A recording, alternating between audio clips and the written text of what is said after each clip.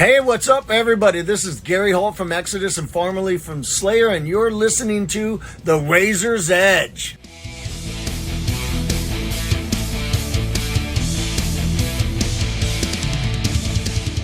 Welcome to the Razor's Edge build up to Damnation Festival coverage. So today we're talking to Gav, one of the minds behind the festival and now podcast star. How are we? I'm used to being introduced these days as a podcast and also run Damnation Festival. So I appreciate you taking the time to put the festival There we go. front and centre. Appreciate that. Thank you. So how are things? 47 days to go. How many? 47. Oh shit! Why did you tell me that? Oh, that's 7 weeks. terrible. That's terrifying. Things are, you know what? In the grand scale of things are swimming because we have sold tickets this year, and it's going to make money. And ultimately, as much as I love doing this, if it doesn't make money, it's not something that I can continue with longer term. It is my actual job, and it needs to get some sort of salary. So this year has sold very well in comparison to last year, more like the year before actually, and that's all good. But it's definitely at the point of everyone sort of switches on. It's like you can book these bands a year Summer's ago and over. really all it's discussed really is how much you're going to pay us and where we're going to be in the poster. After that, it's kind of left until it gets to this point, and it's like hotels, ground transport, fucking the exact billing, the back line they're going to use. So this is when it starts to get guest list. Who's going to sell merch? Oh, you've got these 50 bands all now bit of a bun fight. So yeah, it's the business end of it. But it's all good as long as you get ticket sales. This is all the gravy. Well, talking of that, there's two times in my life I've seen you quite stressed. One was sat in the pub for Eternal Champion and you saying, I'm giving up my day job now. And the second was last year when you hadn't sold. How are you Yeah, feeling 10 months later and a couple of years after giving the day job up? because I tell you what, that's quite something, Cat. Because you get a situation where I've done this for about 16 years, and I always had. I mean, quite a successful journalism career, and quite a nice safety blanket as a newspaper editor. So I had a nice salary and a couple of months a year annual holiday entitlement and a company car and a nice pension. You know, it was like I got the dream job that I wanted. But I mean, I left school. That's a dream for me. I mean, promoting wasn't needed, so I done that for 16 years, and then I gave up to take on Damnation full time, and that was the first year I never made any money. I mean, significantly. I mean, that was so that was a mental that was a mental struggle because you'd be like, oh shit, because in your head you're like, if I can be a success at this while I'm doing 50 hours a week at another job, Jesus, how much of success could I possibly be if I dedicated day 50 hours to it? But the truth of the matter is there's nothing you can't outwork a lineup that doesn't sell. You can't just be more enthusiastic about it and doing more marketing, more PR, more interviews. If someone's not that thrilled about the lineup, they're not buying a ticket. And unfortunately, that's where we found ourselves last year. Even though I still look back at it now and think it was an incredible lineup, but it doesn't really matter what I think. So, I'm in a better place now. I mean, I remain pretty positive Mhm. throughout that year because the year before had sold so well and it had made enough money that, I mean, if you just to put it in a simple context, I had made 2 years worth of salary. So I had that cushion to be like, right, okay, we can take a year on the chin, but we can't take 2 years on the chin. I mean, even mentally, even if I was rich, which I'm not, and I could do this for fun mentally, that would be a challenge to know that you are promoting a failure year on year, financially a failure. So I am in a better place now, and I'm delighted that fans are back this year because it was needed. Good. But I think we spoke about this before. You spoke about it on podcasts. Lots of people speak about it. This year, I think a lot of people struggle with headliners. A lot of people struggle ticket sale wise. You weren't alone last year. I think the summer festival struggled a little bit as well. What do you think that's down to? Or do you just think it's one of those years where lots of people are already playing on cycle, doing their own tours, or they're recording, and there's just, let's be honest, there's not an endless amount of bands to go around every festival, is there? Oh, there isn't an endless amount of bands. The bands that did the pandemic started a weird thing where bands started when I had time to think about it. Well, I don't know what happened, but bands that were 10 grand became 20 grand, 20 grand bands became 40 grand.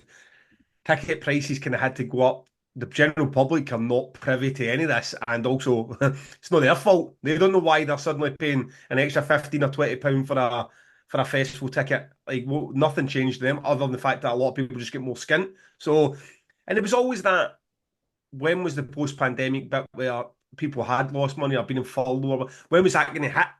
I mean, when were people going to go, you know what, this is a year that I maybe just don't have that spare couple £100 to go there. And maybe that was part of it too. And a lot of festivals did struggle. A lot of festivals are still struggling. I mean, for those listening to the podcast, especially episode we did on cancelled festivals, I think James had said there's like 50 like festivals with good reputations and solid history that have now called it a day so far this year, and there will be more before the end of the year.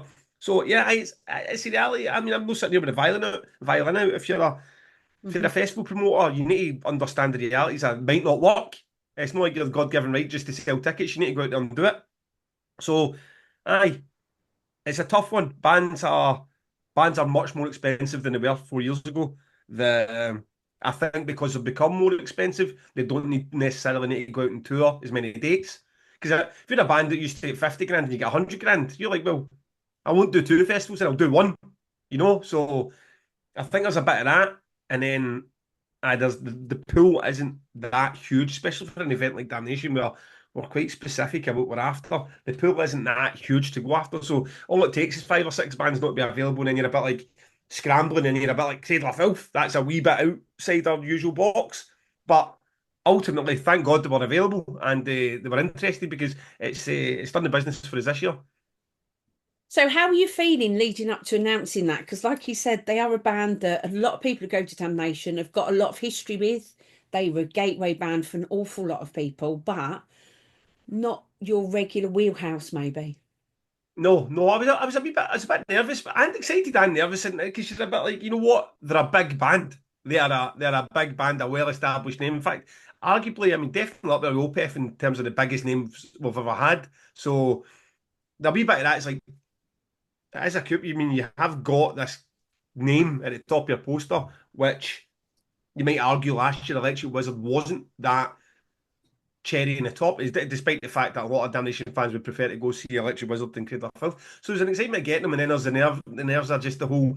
You know how the internet can be. I mean, it's God forbid you don't like something and then don't tell the world. You know what I mean? It's like when people have got something to bitch and moan about, I mean, it's their duty to tell the world. I mean, my argument would always be back. Look, you could just leave. No, it's like if Damnation's everything. The Damnation lineup this year's stunning, and if you don't like Cradle of Filth, you can come into 11 hours of solid back-to-back brilliant bands, your Gatekeepers and Nails and Bleeding Throughs and Dragged Into Sunlights, and then leave. And you could, I mean, what's one of the biggest complaints we get at Damnation? That it goes too long, that people want to get home and get a tram, people are just done with it. Right, okay, well, there's you don't even need to hang around. You could just leave at 11 o'clock and your day's done. You can go back and go to the pub or go to your hotel. So, and a lot of people do that too. So we'll see. I think the Cradle of Filth, by the time it's all said and done, people are going to enjoy the spectacle of it. And I'm going to enjoy the fact that we are able to put that spectacle on, because it's something that we could never do for all those years in Leeds. And then it's something that bands like Electric Wizard and Converge don't bring to the table. They're not big production bands. So I'm looking forward to seeing a bit of fire and some theatre, and it being a bit of fun at the end of the day. Because you've had your fill of death metal or black metal or doom metal. So sometimes you just want to sing about Her Ghost in the Fog, a few pints in you. Absolutely. And I think there's a lot to be said for a band of that caliber being British and headlining. Because we do bang on Absolutely. all of us about let's support our homegrown, and one of the biggest bands to come out of British metal, the last 15, 20 years. Yeah, I mean, you've got that as well. It's like Cradle of Filth are pretty massive in Europe, in like Eastern Europe, and like headlining the stages at Hellfest, I believe it was this year. Yeah. It's like those slots are, that's Emperor and Behemoth and like those guys are doing it too. But in the UK, they don't seem to have that same level, to command that same level of respect or do the same ticket sales. So hopefully this is a bit of a reminder to the UK as well that we do have Cradle of Filth, and they are. But you know what, as well, like we all get into it 20, 25 years ago, and your Limp Biscuits or your Corns or your Slipknots or whatever you're coming through, and then you go through that period where you think I'm a bit too cool for it. And then you grow up and you're a bit like, no, Limp Bizkit and Korn and Slipknot, they've all got bangers. And I think there's a wee bit of that with Cradle of Filth. I Everybody's like, agree. that Yeah. was my favourite band in the world. And it was like, oh, it's no cool to like Cradle of Filth. We all need to like Emperor now. Like, no liking Cradle of Filth. And then you grow up and you're like, who am I pretending to?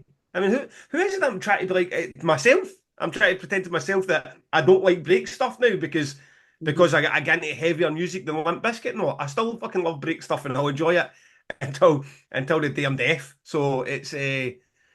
I think that's the same thing happened with Cradle of Filth wee bit. I think once they rekindle it, maybe Damnation will be a big win for them because it's Mhm. the kind of festival where you do get that sort of recognition of.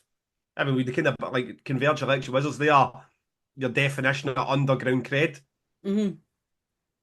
I agree, and I think there's a lot to be said for what you were saying. I think we all think we're a bit too cool for school sometimes, don't we? And so there's an awful amount of gatekeeping around who we should Yeah. like at certain times or who we shouldn't. the Yeah. two folk that went to an Eternal Champion show.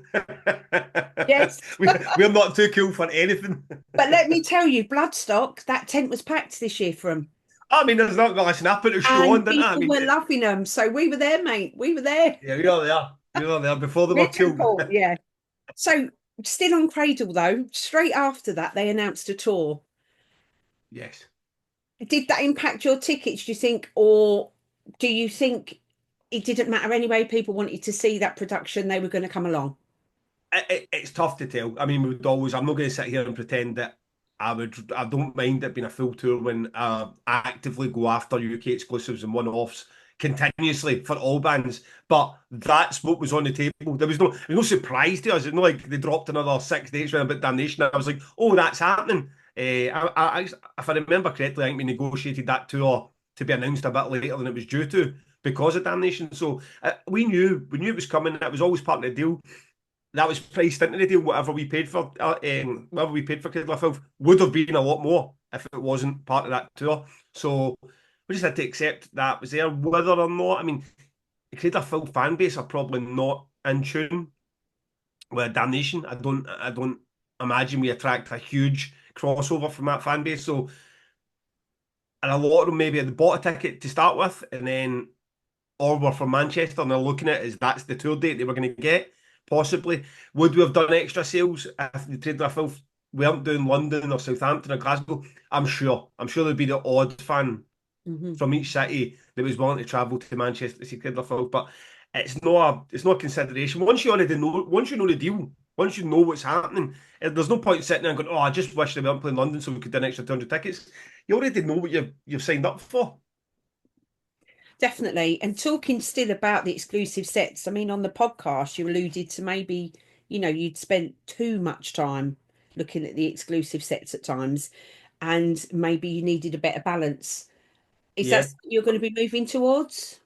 Yeah, I mean, I think we did this year. I mean, so last year, this is the thing, you need to learn. You need to learn from your mistakes, or you're just the same idiot careering straight back into the same mistakes again. So we paid big money last year for the exclusives, for the album sets, for the bands. And rightly so. You're asking a band to go and rehearse an album that they're not playing anywhere else, and then come to Manchester and play it one time only, and fly back to wherever they're from. So you understand why you're paying 2 or 3 times the average fee for that band. So you need to learn when you do that, and then the sales figures don't follow Mhm. that. Right? Okay, that's a you can't just blindly do that again. I mean, so you're a bit like, right, okay, but what if you were to have leprosies and electric wizards and catatonies, and let's just say they were just playing standard sets for the price of that, and then you use that money. Because the other thing we learned from is we've not rebooked, we've not done 2 bookings over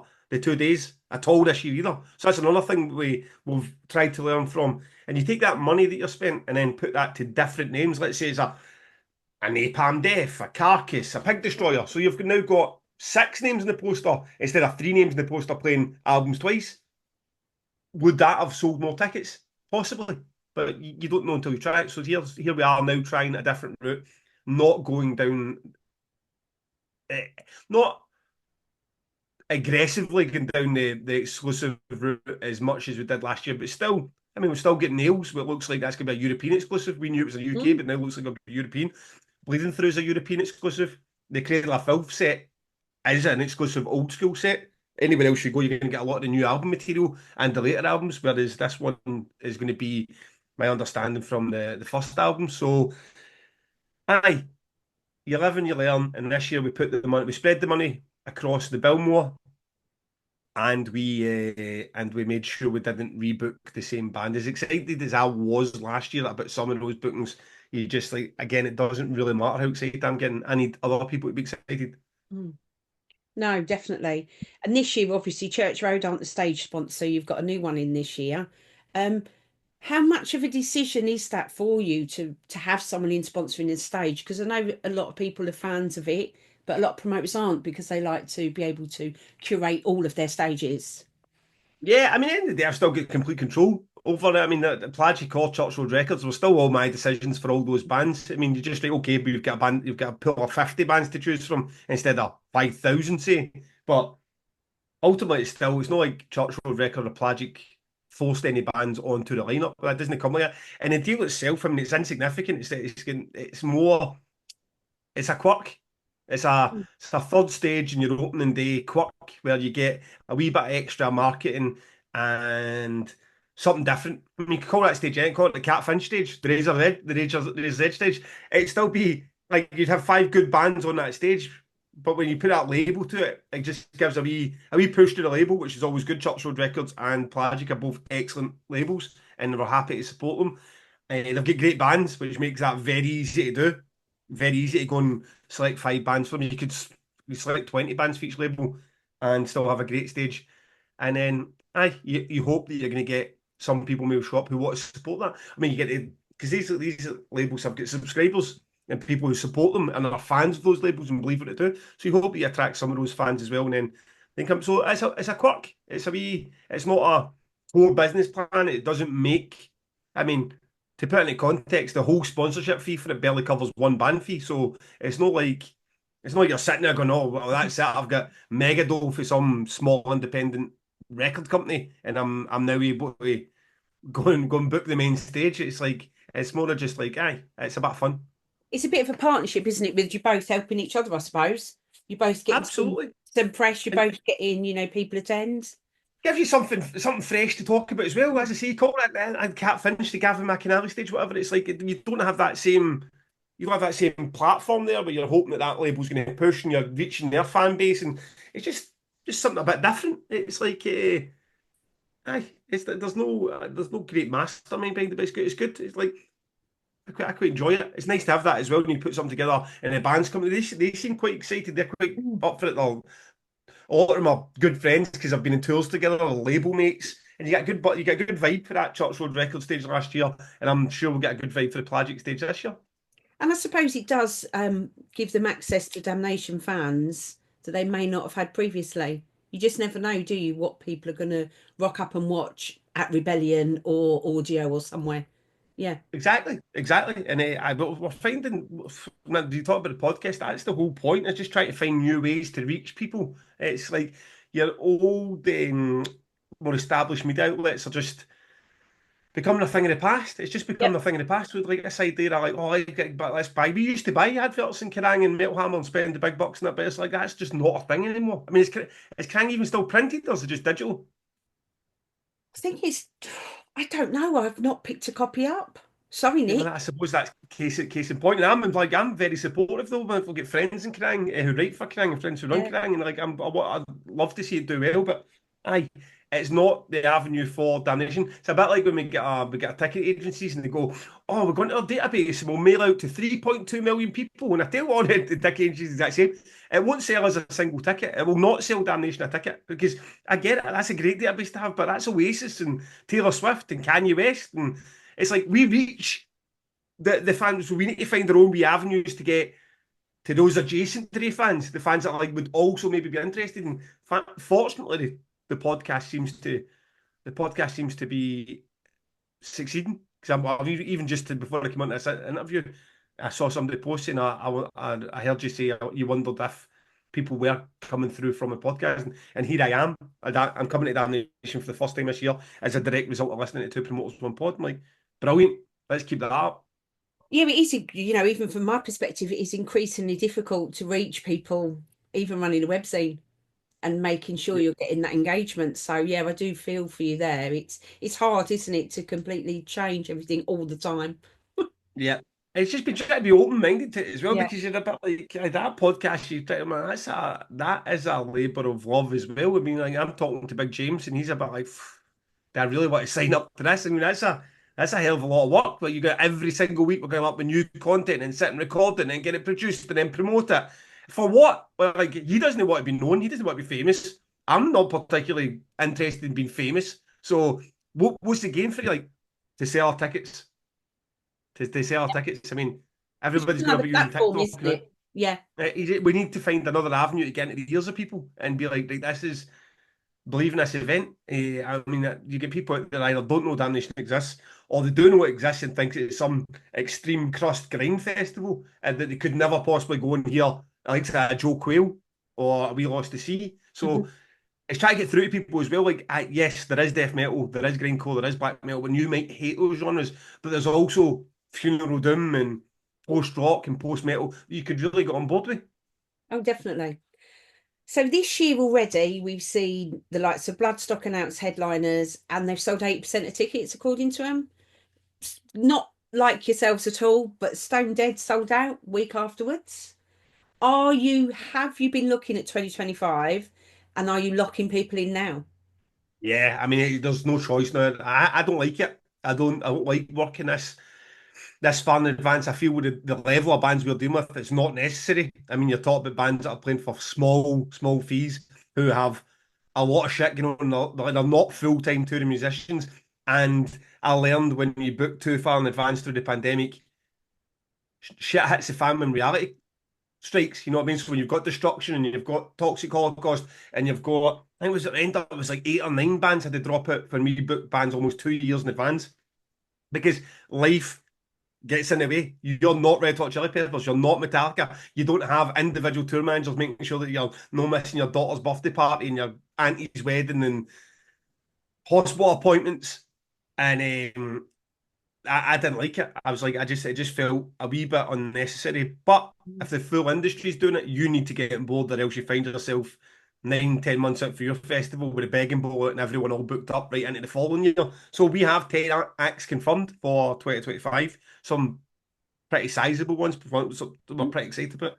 I mean, it is very likely going to be 2 days. I mean, a proper 2 day festival, Saturday and Sunday, to celebrate the Wow. 20 years of to celebrate the 20 years of. I mean, that might be yours. That might be your exclusive there, Kat. I'm just I mean, writing it down, mate. I've alluded to it. I've alluded to it in Brilliant. on the But I pod, mean, but 20 years, who would have thought back then at Gillies you'd be here today? Three I children know, down the line, a big I, career done and dusted, and doing this full time.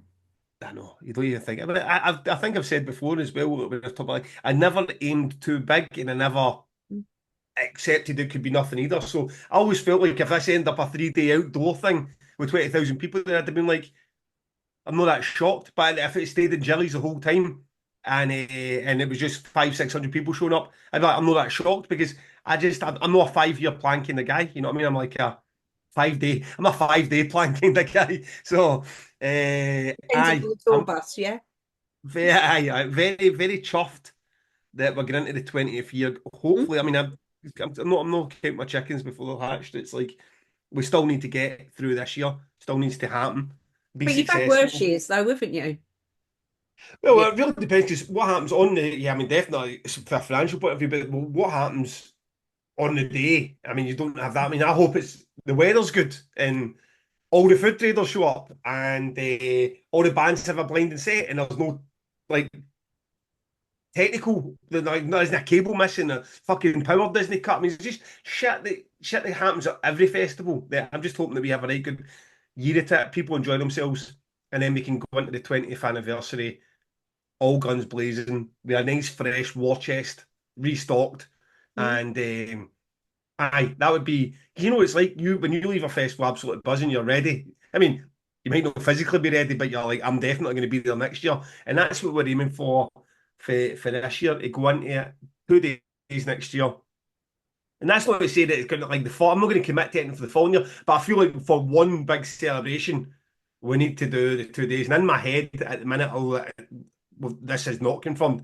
It's maybe have that day, the Saturday, all your fresh bands and new debuts and sort of celebrating the future of Damnation. But I'm desperately want to do something celebrating the history of Damnation and the bands that have been with us. And So can we all get excited about Bolt Thrower Mark II then? oh, I can imagine. I can imagine. I mean, it's like, aye, I can imagine. I don't know how you would broach something like that because they are very steadfast and like that's not an option for them. They don't want to do it. I don't think they want to be asked about it. I haven't asked if anybody's curious to that, but it would be great to mark it in some way. I mean, obviously did play a huge part in the 10th anniversary. Mm? It would be great to have them, even if they're just there as guests. I mean, Carol's obviously playing more than this year, but just there as guests, or have something to mark the fact that they played a part in Damnation's past would be wonderful. But I want to see all the I want to see all the old favourites there. I want to celebrate what Damnation's become with those bands too. Yeah. And you have had some really good ones over the years. I mean, Carcass springs to mind as well. They've been away a long time. They came back. I have never seen a room so packed as when they Well, but you couldn't yeah, move. that them and Boltthrower, Yeah. were the two that really. I mean, they're just your sort of quintessential Damnation bands. I mean, they're like them, Napalm Death, but that's just the ones that just hit the mark. It's just yes, but this is what we're all about. So, aye, I mean, Fingers crossed. fingers crossed. I mean, Carcass don't show up next year. It won't be because we I weren't have asked, to put it that way. say that is in the top 5 times I saw them at Bloodstock this year. They were on fire.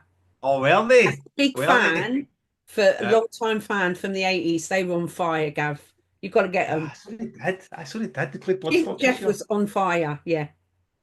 Aye, good, good. So, aye, as I say, I mean, we'll ask, but then these things as well. I mean, Carcass could be fucking slap bang through the middle of a North American tour, supporting Behemoth or in Australia then, or signed up to any. I mean, look how many of these festivals are kicking about now. It's not like any of the other festivals couldn't get their hands on them. Download might have them, might have one of the smaller events might book them. So it's I'm sure we'll ask, but we're getting ahead of ourselves now, Cat. I've got this year to deal with. So, sadly, we talk about sick of it all pulling out. I know that was a really big one for a lot of people, and everybody wishes Lou well, and he is keeping everybody updated. But putting in discharge at the very last minute almost, how did that feel? Good, good. I mean, when that obviously the whole sick of all situation was a really odd one for us because that's I mean bands cancel all the time, but that it usually happens with sort of like you're told. Whereas this was a case of they cancelled their summer dates. Clearly, whatever was happening in the winter isn't even the priority, and rightly so. But they left the winter dates, which included Damnation, and then you're in a bit of a spot that you're thinking like even with the best will in the world and a full successful recovery, the guy's going to need time. He's not.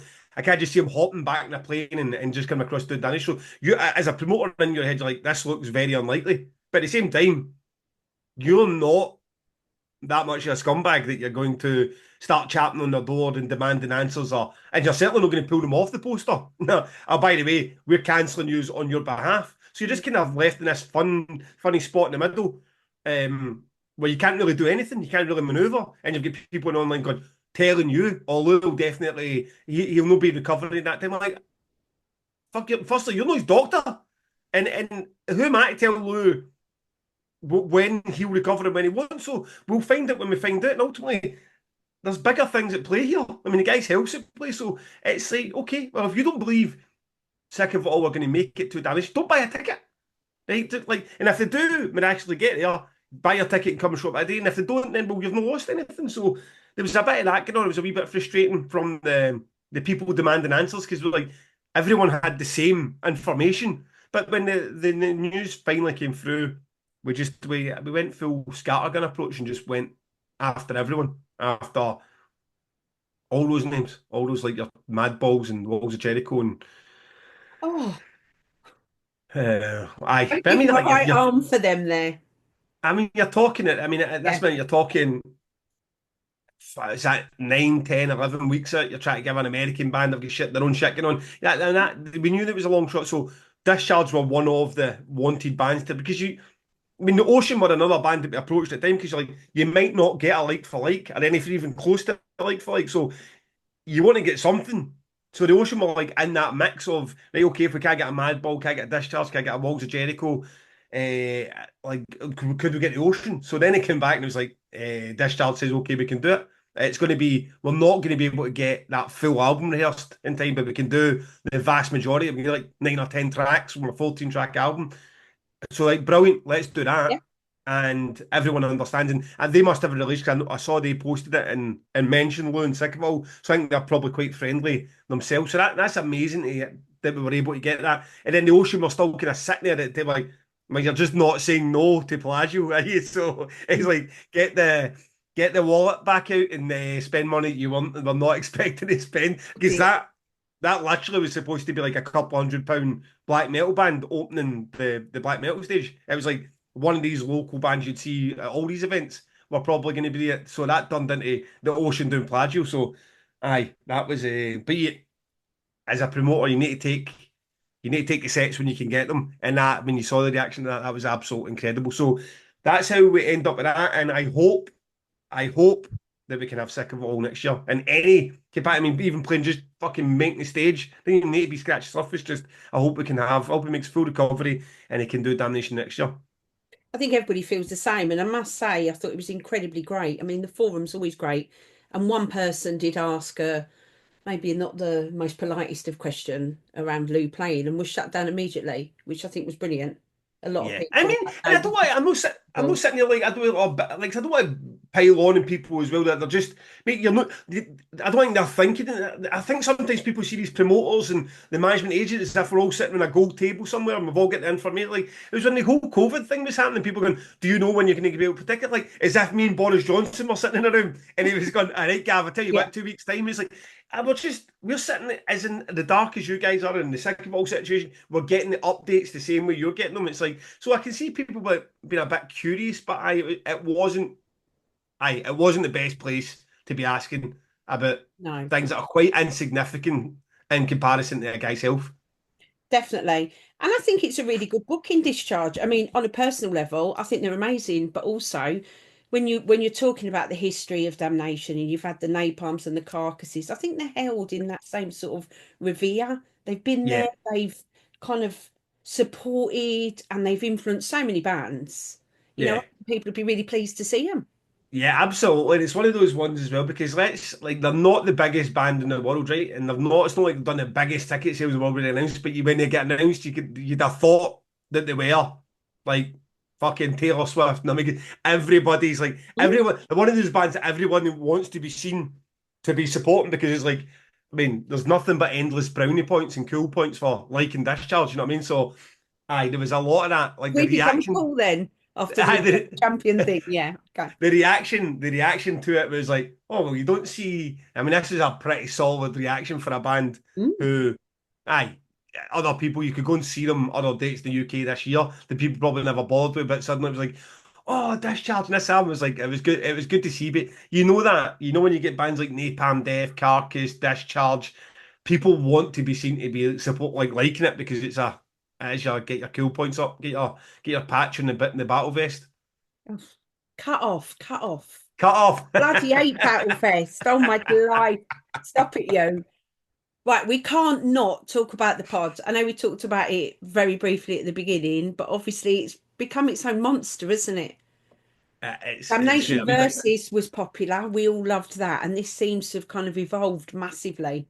I'm not even sure why, because see with Damnation Versus, it was like, it was popular for what it was, and I was pretty chuffed with how it was going. The guests became a bit problematic for me and time consuming and cancelling in the last minute, and I was like, I don't know if I can be asked with the effort it gets taken in, and if I'm ever going to do one again, I'm going to do it with a co-host that I can rely on, and they can show up and they'll pull their weight too. So James was the perfect fit for that. But I always felt like with my accent, that it always had its limit. There was always a ceiling because I read it. People were like, "Oh my god, you're really tough to understand," but it seems like that's more of the running joke with Two Promoters One Pod rather than a reason not to listen. So I don't know why that's changed, but James obviously brought two big audiences from his festivals to it as well, and then the chemistry's quite good between us. He's like the big Posh. Great Dane.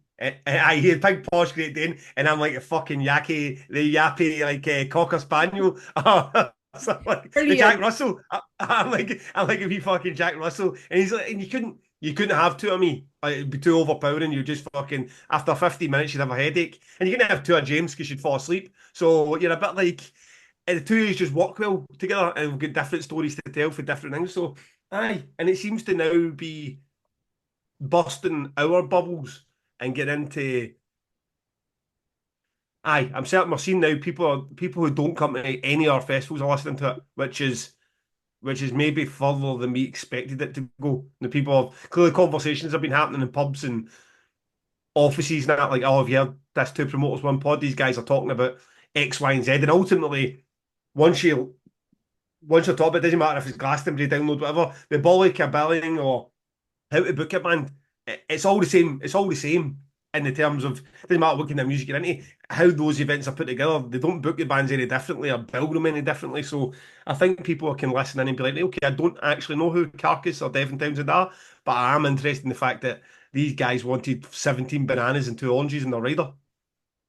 Yeah, and it's like you said earlier, it's a bit myth busting, isn't it? People are not sat at a golden table with all the answers. It is an incredibly, we're very privileged to what we all do, but it does have its pitfalls. It's a funny one because the reason it's even able to be successful is because it's such a hush hush industry and everyone that's involved don't want to say anything about it. And so some of the stuff you're talking about, you're like, 20 years I've been doing this, and it feels like this is very bog standard dull stuff. Like bands asking for tools. I mean, we never knew when we mentioned that bands asked for tools that it was going to set off this fucking running joke that's now sold out 3 versions of merch with our logo on a tool. You know what I mean? And it's just things like that. Like you could never, when we first set it up, you could never in a million years have thought that people were going to be spending 20 quid for a towel because of the podcast. So aye, it's been phenomenal. We're going to do our first live tour in March, probably March or April next year. That's where I'll really see. Let's see where it is when it's not just a case because those two we've done 2 live shows at Trees and Art Tangent, and the crowds we pulled were unbelievable at that time in the morning, especially Art Tangent filling at 10. That's about 1,000 capacity 10. So aye, let's see somebody going to put a hand in their pocket and pay 10 or 15 quid to come and listen to us on a Saturday night. If that goes well, then fuck, what's going to stop this podcast? I think it's people's appetite for something different, like you say as well, engaging with people on different platforms and talking to them. And I suppose Not like at them, that's the difference, I think. yeah, absolutely, and there is a lot of fan engagement on that podcast, and it's really helped it go as well. So I'm loving it. We've only 6 months at it. It feels like we've been doing it for a lot longer. It's aye, I'm thoroughly enjoying it. Long may it continue, and if it's helping us sell tickets to the festivals as well, then it's doing exactly what it was set up for. If everyone's having a good laugh in between, and it's picking up the Thursday mornings, then brilliant. If you haven't checked it out, go and check it out. 2 promoters, 1 pod. So still on that pod though, I mean, you've Yeah. talked about a wide menagerie of subjects, as we said. Are you running out of things to talk about? See this. So this is a concern, right? This was a concern from the start, especially Jason. I was a bit like, you know what? If people buy into your personalities, and then it gets to the way it kind of has become now, that when you're talking about almost anything, the people are a bit like, aye, I'm into that. I want because what happens now is you get people who are listeners that are now tuning in. Can you talk about Mastodon's discography? I'm like, no, absolutely not. But it's interesting now. You've got listeners that are like, they just want something completely different from what the podcast was set up for. There's like, can you just have a discussion about whatever the latest download lineup is or Buzzstock lineup or whatever? So it's definitely getting some extra legs in the fact that we get so many questions about so many different topics. It creates so much content before we get into a specific. So like this week's episode when it comes is after the booking, and it's really a technical one about what you do with your deal, with your hotels and ground transport and production and all that kind of jazz between actually confirming a band and the band showing up on stage. And that's quite a technical one, and people will like that. People like that side of it, but people also like the impromptu fucking film reviews or talking about towels or like people like that bit as well. So there's a mix of people who want us just to get a bit drunk and just babble for an hour, and you get the people who want us to tell them the exact cost of every line of your festival, and then there's this sort of middle ground in between of people who enjoy a bit of both. So ultimately, I'm a bit like, if we can get through until sort of Christmas and keep things going with that, still got a lot of guests that want to come on. We can talk about other festivals. Then you're back to, it's like round two, because not that you'll do a full episode in the Bollywood billing again, but all those problems are going to rear their head again, and you're going to have fresh conversations. I mean, James tells a story in the one that's coming out on Thursday about he's been asked by an agent, he put offers in for both Art Tangent and Trees. So he's basically been told to string one of his festivals along against the other, which is the first time that's happened to him and got him Wow. like ever. So you get these things that just kind of crop up, that topics that you never knew you were going to get into, that just kind of like the Oasis, the dynamic pricing for Oasis, the Oh, like download review. Well, at the start, we were never going to do like any reviews of festivals. You do it, and then these wee things just keep cropping up. Where like news happens, and people say, "Oh, can you please talk about that? What's your feelings on that?" We can do so. I I don't. I'm quite confident that there's you can't go on and do the exact cost of your festival twice. You can't yeah. go on and do the Bollica billing twice. But there's enough of these wee things that'll keep cropping up that you can always talk about for 20 minutes with some questions and probably get through the episode. And as you say, if there's an appetite for it, people are going to listen to it, aren't they? And I, again, myself and probably a lot of other people like the fact that, there's promoters on there actually talking about how this whole machine works. Because, like you say, it's so hush hush, isn't it? Yeah, and I always think a lot of stuff that we never thought. I mean, people at the very start, like come up with 10 episode ideas, you come up with 10 and you'd be like, okay, starting to struggle now. So we're about, was this 37, 38 in? And at the minute we're still sitting there going, haven't spoken to a band manager, haven't spoken to a tour manager. We haven't spoken to Robin for Pelagic. We haven't spoken to the guys for the Roadburn Festival. We haven't like so there's like now they're just rhyming off these, and then you're going to go right. Okay, but then there's going to be the Damnation Clash Finder. Then there's going to be Damnation itself. Then a review of Damnation, and then there's going to be right. Who have you booked for the Art Tangent? Who have you booked for Trees? Then it'll be Trees. So you know what I mean? It'll just there's a lot when you start thinking about it. There's a lot to get through, and all your announcements and everything that's happening in between. And then again, if you're going to go to a download or a Bloodstock or across their road burn and then I give your opinion on that outbreak. There's plenty. Even just sitting here talking about, I just feel like there's just plenty to talk about. Until people like, we're kind of sick of hearing your voice, and at which time as well, that's also fine because if people say, have you got enough to keep it going? Like, and if we don't, that's also fine. We're not trying to be career podcasters. The only reason we're even going out and doing it live is because there seems to be an appetite for it. It will be exciting. It will generate content, and if it goes well, brilliant. And if it doesn't go well, then you gave it a bash. You're And not you've going to do lost it because nothing. Yeah. Yeah. because you're a coward. Because you're like, I'm just too scared of failure. Because that's really the only reason not to do it. So you have to just pull on your big boy pants and say, right, if no one shows up, well, that's what every single band faces the first time they go out on their first tour. So what makes you two so special? Know what I mean? So we'll go out and we'll see for ourselves. So 7 weeks to go, 1,400 tickets to sell. Yeah. Do you want to just remind people where they can get their tickets from? Yes, you can get your tickets from damnationfestival.co.uk/tickets or via any other like the Instagram, Facebook, the forum. Even I think we've still got a Twitter up there somewhere. I don't know, probably links to like 2013, but I'll get you to the Damnation page one way or another. So yeah, we'd love to fill the place again.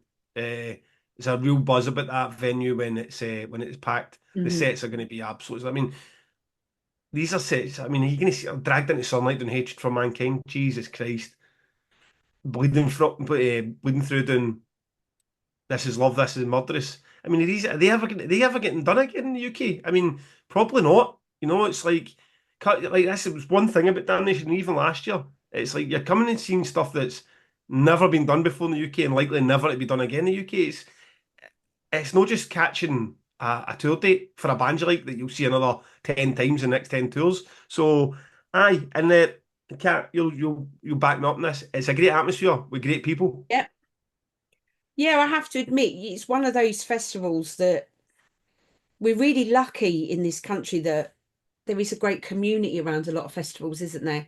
And yours Yeah, especially with the forum and everything, and I think it's a chance for all these people who chat on forums to actually meet and kind of say, hi, I'm, Dominic Higgs, somebody who checks in on somebody, everybody, every week. And I see Yeah, people going up to me at the festival, oh, you're him. And I think yeah. that's really nice. It's a great fan base, a great forum, great community, and then you get people when you buy into it, then you double down in it as well. Like Mm. the forum isn't a different space in the internet to the rest of it, where everyone's just bitching and like moaning. The reason the forum's like that is because we've very deliberately said like you telling people music that you don't like is only interesting to you. It's Yeah. only interesting to you, and then people kind of click with that. Like it's not. If you want to go and bitch about a band and see how shite X band is and why Y band is better, then go and do it elsewhere. There's millions of places we do it, but the forum's not the place where we're having that conversation. And then when people buy into it, like, you know what, that's actually quite a healthy place to have a conversation. We're not just continually shitting each other. And we get rid of a few people that just took it too far and got abusive. And then that helps too. And as long as you get moderators on there that know what they're doing and people are looking out for each other, and you get guys like Dominic that are basically looking out for folk and their mental health, it just gets a nice vibe. And then that translates to the festival itself. You get there's like seven. That's another good thing about that forum. Like, there's less than 8,000 folk in it. Now we had 10,000 on it, and the moderators went through and killed all the bots. So, like, the numbers are genuine. So you're getting a good chunk of those people at the festival, and that's translating to the live event as well. People are looking out for each other, and you're not getting assholes that are trying to cause grief or getting into fights or just be idiots. You know what I mean? So it's we had that even before the forum as well. Like in Leeds, they would say, Jesus Christ, last weekend we had a student party and people pissing and being sick in corners and drugs everywhere and fucking people passed out in the toilets and that just does not happen at Damnation. I mean, don't get me wrong, there's odd drunk person, but people are just not. There's no still crowds of people that are just unpleasant to be around. And even your first year at the Beck, the security were commenting then, weren't they? They couldn't believe it because I mean, you imagine they're so used to the week before. It's a big rave, 7,000 people in this fucking rave, all pilled out their faces to 5 in the morning, and just I mean, some story about a guy attacking another guy with a fire extinguisher, and then you've got, I mean, our crowd bring their own issues like gluten free and vegan and Oh, needing more yeah. seats. It's More like seats. the venue's like, oh, we normally put two sloppy burger bits outside, and now suddenly they've got fucking allergy lists that go through the roof, and they want more seats, and it's there's definitely a more demanding crowd in But the. isn't that That's great to dispel that kind of thing that people into metal and that sort of genre are going to turn up and be like, "Rrr," when actually like, oh, excuse me, does this contain lactose? yeah, Yeah. it's like the amount of all your favourite bands that are up there talking about chopping people up and that they all want a vegan rider and extra grapes. You know what I mean? There's like there's no dead pigs getting slaughtered in the dressing rooms. So I mean, it's all imagery and it's all myth into it with the Yeah. metal scene. There's a lot of fairly decent people all in one space, and the venues love it. I mean, fuck, if it wasn't for like legitimate like legislation, how many security guards you need to hire for it, I think that venue owner would go, just have 10 in here, just have Yeah, I'd 10. I mean, agree. because like, what is this? This will be the third bit damage. Like, we've never seen anybody as much as swing a slap for everybody that's been there. Whereas the weekend before, there's security fucking everywhere. I mean, hundreds of them because like we just kind of have our venues getting They smashed up in our almost bar. look bored, don't they? The guy that stands on the door every year up to the press room and the Star Wars bar just looks bored. He's like I was involved with 7 fights last weekend, and like this way, I'm just gently pointing I'm people just that are having a saying cup of thank you to me tea. in the way Yeah, past. yeah. No, So it's brilliant. I I think it's great. the venue love it as well. The venue absolutely love it, and you end up. That's the thing as well. You end up with more security because you need a certain amount per. I forget what the number is, but whatever the number is, that's what we have there. So whether they're usually like patting everyone down for 15 minutes to try and get coke and ecstasy tablets out their pockets. Now they're just kind of sitting about Damnation, wondering what the hell they're supposed to be doing with themselves. So, it's a nice crowd. I mean, across the board, I mean, metal fans tend to be pretty decent humans. Definitely.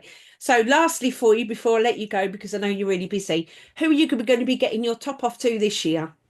Oh, God, I mean, I want to say no one. I want to say no one. Those days are done, and then I went out of tangent, completely lost my mind. So, I know I'm being much better at Damnation this year because it's such a big responsibility. And it's and as much as I would in any other circumstances that wasn't my event, I would be in there and over the crowd and top off, and I have done in the past.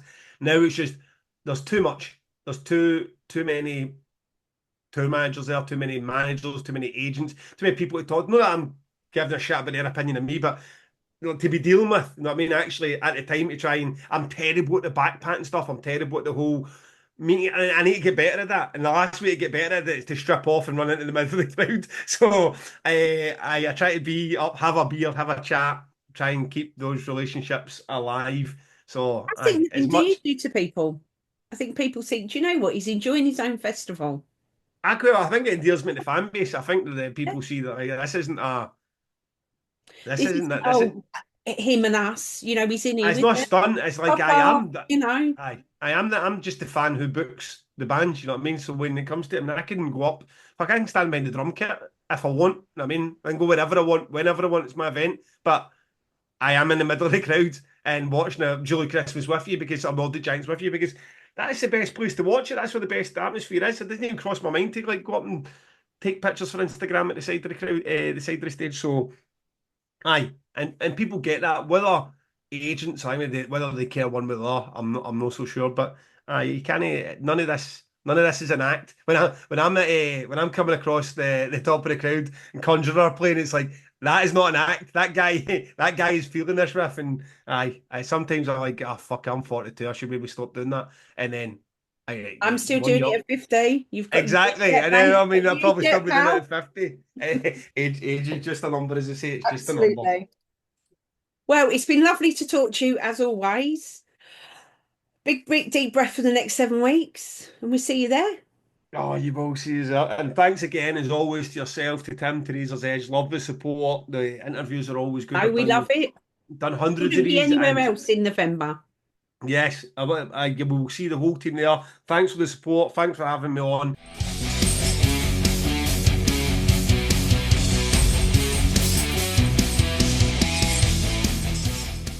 Thanks for listening. Make sure you keep up to date with all of our interviews by subscribing to our channel. For all the latest news, reviews, interviews and more, head over to our website, www.therazorsedge.rocks.